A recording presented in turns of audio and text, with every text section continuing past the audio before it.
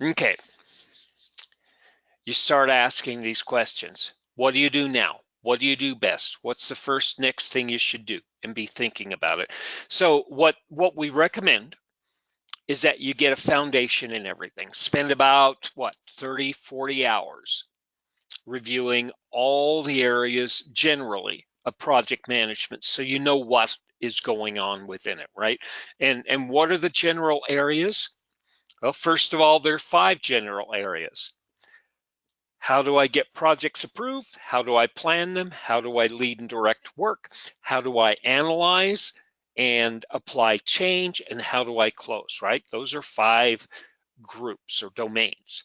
And then there are 10 skills or knowledge areas, right? Scope, which is how and what, schedule, which is when, and cost, which is how much. And then I have quality, risk, and purchasing, right? Those are usually business processes. And then I have my team, and then I have stakeholders, and then I have communication. And then to tie all these things together, we call it integration or unification and consolidation. So we have these 10 knowledge areas that we need to pull together. In these knowledge areas and process groups, we have general themes, rules, and patterns, right? Some of these are ethical, right? You do the right thing. You don't make people wrong. You solve problems, right? You don't invite or ignore conflict. You use conflict and you construct and negotiate an environment so that people can find innovation. Conflict is a response to an issue. And if you have innovation, you have new ways of solving issues.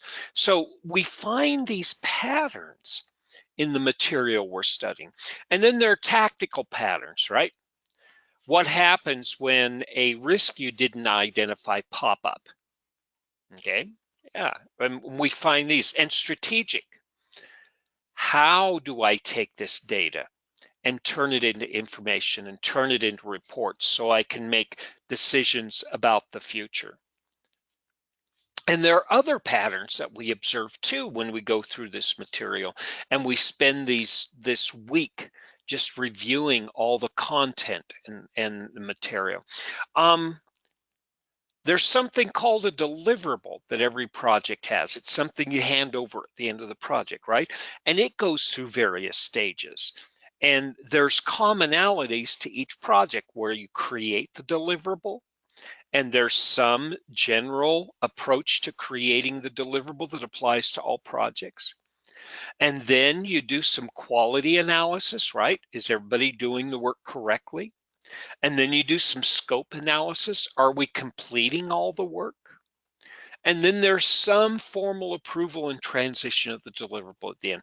So there's these patterns and these large arcs that occur across the whole material.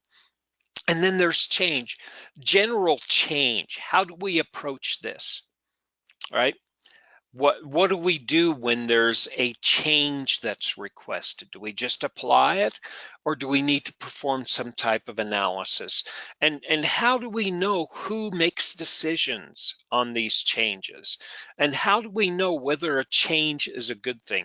Now, again, each scenario, each question is going to address this specifically, but there are general patterns that we see. And then there's data. I said one of the domains or one of the groups of project management work actually does analysis and decision making, a review, right? And it manages change. So we're going to have to take that data and turn it into information. And then we're going to have to take that information and put it into reports so we can communicate it and we can use it to make decisions and analyze and review. So again, we're having these grand arcs of patterns. And then we have general themes, rules, ethical, tactical, and strategic patterns. How are we going to discover this? Lots and lots of practice questions. And it's not just going through the questions, it's reviewing the answers and seeing if you can find those patterns.